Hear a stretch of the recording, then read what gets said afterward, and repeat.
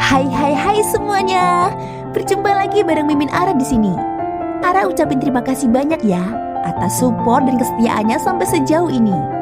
Dan Ara tidak akan bosan-bosan minum pil tingkat dewa agar kembali kerja membawakan episode-episode berikutnya dari BTTH Keabadian Kaisar. Pokoknya jangan bosan-bosan untuk mengikuti kelanjutannya. Kalau tidak, Ara akan membuat kalian tidak bisa tertawa atau menangis. Let's go. Mari kita masuk ke ilusi seni radionya. Di episode sebelumnya, Yao Nantian terkejut karena serangannya dapat ditahan oleh Xiaoyan. Dia juga bergegas menyerang ke arah Yao Nantian, sehingga membuatnya terluka ringan. Saat Yao Nantian masih terkejut, Xiaoyan dapat merasakan gambaran yang akan terjadi dari pohon suci. Meskipun dia akan berakhir tragis, namun dia tidak mau bergantung pada ramalan dan tidak akan mundur. Dikarenakan tekadnya yang kuat, segel di jantungnya mulai lepas, sehingga membuat luka-lukanya pulih dengan cepat. Dia juga membentuk kembali tubuh raksasanya yang membuat Yao Nantian dan Ping Leidong sedikit terkejut saat merasakan aura kekuatannya. Menarik, kalau dugaanku benar, ini dewa asli tingkat leluhur. Sayangnya, dia belum berhasil menembus ke tingkat kuno. Kalau sudah, mungkin kita benar-benar akan kesulitan menghadapinya. Ucapan ini bukan berasal dari Yao Nantian, melainkan dari Ping Leidong yang sejak awal belum pernah bertindak. Saat suaranya jatuh, naga es raksasa di bawah kakinya segera menyebarkan kabut es ke sekeliling tubuhnya. Awalnya, naga es itu hanyalah senjata yang terkondensasi. Namun sekarang dia memiliki jiwa layaknya makhluk hidup dan memiliki kehendaknya sendiri. Dalam sekejap, naga es itu menggerakkan tubuh besarnya dan mengintari Xiaoyan. Namun naga itu tidak langsung menyerang, melainkan hanya melayang dan berputar di sekitar Xiaoyan. Detik berikutnya, hawa dingin dari tubuhnya mulai mengamuk hebat dan menekan Xiaoyan dari segala arah, seolah ingin membekukannya. Kekuatan naga es itu bukanlah kekuatan biasa. Itu sama seperti inti kekuatan milik Xiaoyan yang mengandung kekuatan hukum asal. Di saat yang sama, lautan api milik Xiaoyan meledak dari segala arah dan bertabrakan langsung dengan kekuatan es tersebut, sehingga menciptakan pertarungan kekuatan hukum asal yang sengit. Energimu memang tidak lemah. Itu bahkan mengandung berbagai jenis hukum asal. Tetapi, kekuatan hukum asal bukan tentang siapa yang punya paling banyak. Dalam pandanganku, hal yang utama dalam berkultivasi adalah fokus pada satu hal. Ping Leidong berkata sambil menatap Xiaoyan dengan dingin. Walau kau memiliki banyak hukum asal, tetap saja tidak bisa menandingi kekuatan dari inti es murniku. Bahkan jika itu api, aku bisa menghilangkannya dari dunia ini. Begitu kata-kata itu selesai, naga es meledak hebat, mengubah dirinya menjadi badai kabut es yang menyapu seluruh ruang. Saat keduanya bersentuhan, seperti yang dikatakan oleh Ping Leidong, api milik Xiaoyan benar-benar mulai membeku dan kehilangan kekuatannya. Kabut es itu terus menyebar dengan kecepatan yang mengerikan. Pemandangan ini membuat Xiaoyan sedikit menyipitkan matanya. Bisa dikatakan bahwa ini adalah pertarungan antar hukum asal. Siapapun yang hukum asalnya lebih kuat, maka dialah yang akan menang. Namun saat ini, Xiaoyan tidak bisa mengalihkan fokus utamanya dari memperbesar tubuh raksasa dewa asli miliknya. Bagaimanapun, waktu yang dimilikinya sudah sangat sempit. Dengan dua musuh tahap kelima di hadapannya, dia harus bertindak cepat dan tidak boleh mengalihkan fokusnya untuk hal lain. Setelah beberapa saat, tubuh dewa aslinya akhirnya mengembang hingga mencapai 200.000 kaki. Saat ini, dia terlihat seperti bintang kecil yang melangkah ke depan. Tanpa menunda waktu, Xiaoyan segera menekan kedua musuh dengan tubuh raksasanya. Bahkan dengan tubuh sebesar itu, kecepatannya tak terpengaruh sedikit pun. Setiap langkahnya mampu mengguncang ruang hampa. Dan dari setiap langkah itu tercipta ria kekuatan yang terus menggema. 7 langkah dewa pembunuh raksasa milik Xiaoyan yang tampak menutupi langit muncul di angkasa. Bahkan di dalam ruang hampa itu, langkah-langkah tersebut masih tampak sangat besar. Di bawah tekanan 7 langkah dewa pembunuh, Yao Nantian dan Ping Leidong terlihat kecil dan lemah. Meskipun mereka kuat, tetapi dibandingkan dengan kekuatan yang datang, mereka hanya tampak seperti hiasan di lukisan. Namun, Ping Leidong tidak tinggal diam dan segera melawan. Kabut es putih mulai berkumpul cepat dari tubuhnya, dan pada saat yang sama, salju tiba-tiba turun di seluruh ruang hampa. Seolah-olah seluruh dunia ini akan membeku. Di bawah tumpukan salju itu, 7 langkah dewa pembunuh pun mulai melambat hingga membeku dengan cepat. Dengan satu serangan dari Ping Leidong, 7 langkah dewa pembunuh Xiaoyan mulai retak dan hancur. Bahkan bintang merah yang jatuh dari langit pun ikut hancur berkeping-keping, menciptakan ledakan yang mengguncang ruang hampa. Saat ini, seluruh ruang tampak seolah sedang runtuh.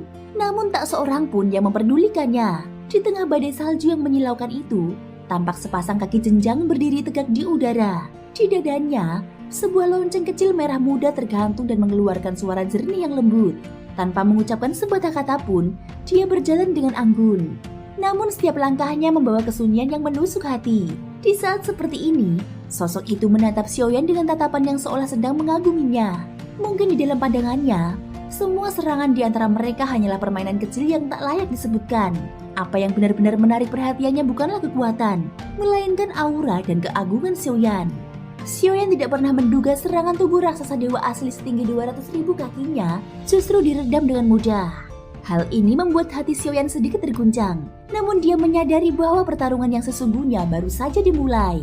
Jika lawan meremehkannya, maka dia harus memanfaatkannya sepenuhnya dan membuat mereka harus membayar harga yang mahal.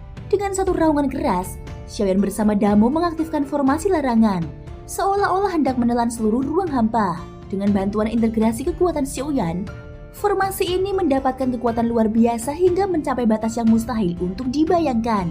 Di dalam ruang hampa, formasi larangan yang tak terhitung jumlahnya tiba-tiba muncul dan berubah menjadi bagian dari kekuatan Xiaoyan sendiri. Baiklah, mari kita mulai, seru Xiaoyan dengan penuh semangat.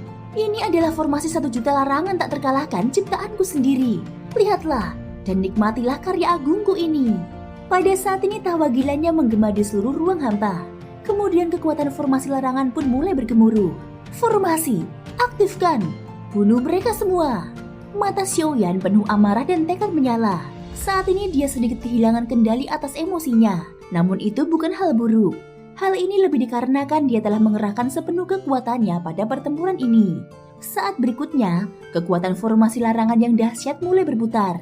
Itu tampak seperti senjata tajam yang tak bisa dikendalikan oleh kekuatan jiwa yang lemah. Namun bagi Xiaoyan yang kini memiliki kekuatan jiwa ilusi, mengendalikan formasi ini ibarat menggenggam senjata yang sangat cocok di tangannya. Saat ini, formasi terus berputar liar, menyapu, dan melesat ke arah Yao Nantian dan Bing Leidong. Seketika, ekspresi keduanya langsung berubah.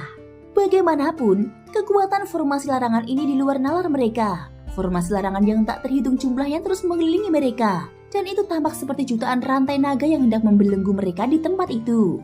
Kemudian formasi demi formasi menyatu membentuk dinding formasi larangan yang sempurna dan indah, hingga membuat mereka terpana dalam ketakutan.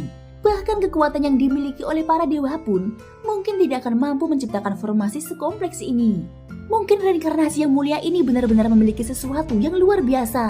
Gumam Yao Nantian dengan ekspresi wajah yang tampak sangat serius. Bing Leidong, apakah kau punya cara untuk memecahkan ini? Bing Leidong langsung mengernyit saat mendengarnya. Nantian, jangan bersikap seolah kau ini lemah. Kau pikir aku tidak tahu? Kau juga belum menunjukkan kekuatanmu yang sebenarnya. Namun belum selesai mereka berbicara, kekuatan formasi larangan itu semakin menyempit dan hampir menutup celah terakhir. Tetapi pada saat itulah, sebuah perubahan terjadi. Dari kejauhan di dalam ruang hampa, tiba-tiba muncul bunga-bunga berwarna merah keunguan yang tumbuh dengan lambat dan elegan. Namun itu bukan bunga biasa. Saat bunga-bunga itu menyentuh formasi larangan, seluruh formasi yang diciptakan oleh Xiaoyan mulai runtuh satu persatu. Dalam sekejap, langit dan bumi dipenuhi bunga-bunga misterius yang menyapu seluruh formasi larangan. Pada saat yang sama, formasi 1 juta larangan tak terkalahkan buatan Xiaoyan hancur total. Akhirnya, formasi larangan yang hendak mengurung Yao Nantian dan Bing Leidong langsung lenyap seketika. Seluruh ruang hampa kini telah rusak parah dan bisa runtuh kapan saja. Jika ruang ini ambruk, maka semua makhluk hidup di dalamnya akan tersapu. Beberapa mungkin akan terpental ke tempat lain, namun sebagian besar mungkin akan dihancurkan tanpa ampun. Kemunculan bunga-bunga misterius ini membuat kehancuran ruang hampa menjadi jauh lebih cepat dan ganas. Setelah beberapa saat, suara nyaring bergema di antara bunga-bunga. Mengapa kalian tidak menungguku? Dari hamparan bunga yang mekar seperti taman surgawi, ada bayangan seseorang yang perlahan muncul. Dia setengah dewa dan langkahnya ringan, namun kehadirannya memecah keheningan. Thank you guys sudah mendengarkan ceritaku di episode kali ini sampai akhir. Ikutin terus kelanjutan episode berikutnya ya. Semoga hari kalian menyenangkan. Sampai jumpa dan bye-bye.